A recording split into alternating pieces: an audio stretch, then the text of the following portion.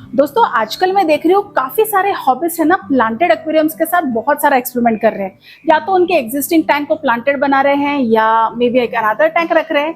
लेकिन major hobbyist क्या ये कंसर्न है या ये दुख है कि जिस तरीके के रिजल्ट्स प्लांटेड टैंक पे एक्सपेक्टेड है वो उनको मिल नहीं रहे हैं। क्या आपके साथ भी यही हो रहा है? तो आज के वीडियो में आपके साथ 5 कॉमन मिस्टेक्स में शेयर कर रही हूँ और साथ में उसका सोल्यूशन भी है। तो अगर इनमें से कोई मिस्टेक आप कर रहे हैं तो ये मिस्टेक आप जान लीजिए और इसका सोल्यूशन जो है उसमें अमल कर लीजिए एंड आपको भी बिल्कुल इंस्टाग्राम पे दिखने वाला ब्यूटीफुल क्रिस्प प्लांटेड टैंक मिल जाएगा।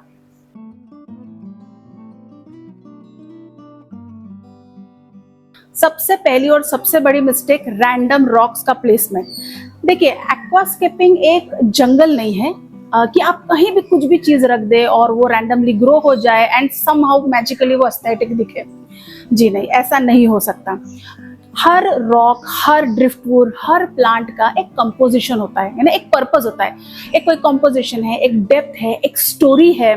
तो जब भी आपको प्लेसमेंट करना है और आपको समझ में नहीं आ रहा है तो आप रूल ऑफ थर्ड्स यूज कर सकते हैं। क्या आपको पता है रूल ऑफ थर्ड्स क्या है? अगर नहीं पता है तो कमेंट सेक्शन में बताइए, इसके ऊपर डिटेल में आपसे बात करती हूँ। या एटलीस्ट प्लांटेशन करने के पहले एक रफ ड्राइंग, एक विजुअलाइजेशन कर लीजिए कि यहाँ ये कैसे लगेगा, यहाँ ये कैसे दिखेगा।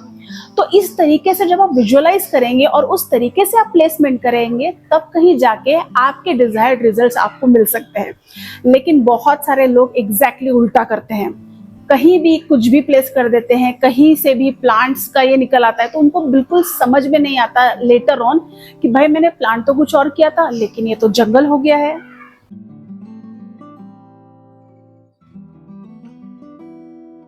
देखो, प्लांटिंग सॉइल के बिना प्लांटेशन नहीं हो सकता, ये तो सब लोग जानते हैं। लेकिन कॉमन मिस्टेक क्या करते हैं कि हम लेयरिंग को अवॉइड कर देते हैं और एक ही टाइप का सॉइल यूज करते हैं।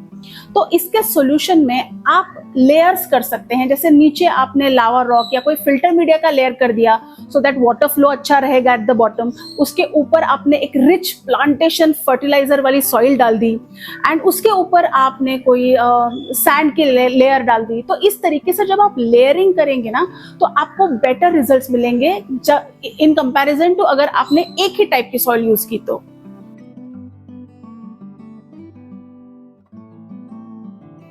एक प्लांटेड एक्वेरियम के लिए हार्डस्केप भी उतना ही इंपॉर्टेंट है। तो अगर आपने बिना सोचे समझे, बिना प्लानिंग किए हार्डस्केप डायरेक्टली करना शुरू कर दिया तो ये बन जाएगा एक जंक यार्ड। तो इसके लिए आप क्या कर सकते हैं कि बिफोर हैंड आप एक प्रॉपर हार्डस्केप को प्लान कीजिए, जिसके लिए आप चीजों के साथ बाहर एक्सपेरिमेंट कर सकते हैं। फिश टैंक में डालने के पहले उससे एक्सपेरिमेंट कर सकते हैं। साथ ही एक आई लेवल से आप उनके पिक्चर्स ले सकते हैं। तो आपको समझ में आएगा लेटर ऑन कि अगर मैंने यहाँ से ये रॉक यहाँ प्लेस किया तो वो ज्यादा उठकर आएगा, या मुझे यहाँ ग्रीन सेक्शन चाहिए, मुझे वहां रेड सेक्शन चाहिए। तो इससे आपको एक प्रॉपर हार्डस्केप प्लान करने में बहुत ज्यादा मदद होगी। एंड जब इस तरीके का एक प्लान लेआउट आप यूज करेंगे एंड उसके बाद आप प्लांटेशन करेंगे तो वो आपको बिल्कुल वही एक्वेरियम देगा जो आपके सपनों का प्लांटेड एक्वेरियम होगा।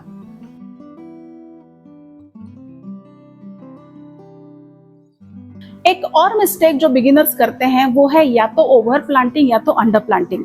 अब aquascaping is all about balance. आपका स्टोन का, ड्रिफ्टवुड का, प्लांट्स का किस तरीके से बैलेंस है वो देखना बहुत ज्यादा जरूरी है। Foreground, mid ground, carpet, stem plants, इनका सही तरीके से प्लेसमेंट और सही तरीके से उनका केयर लेना बहुत ज्यादा जरूरी होता है। प्लांटिंग करते वक्त भी आपको ये ध्यान रखना है कि अगर ओवर क्राउडिंग कर दिया तो पुअर सर्कुलेशन की वजह से प्लांट्स मर सकते हैं, और अगर अंडर प्लांटिंग कर दिया तो ये एल्गे डेवलप कर सकता है। तो इसीलिए एक प्रॉपर बैलेंस होना जरूरी है। प्लांट्स का ना ही कम और ना ही ज्यादा होना जरूरी है।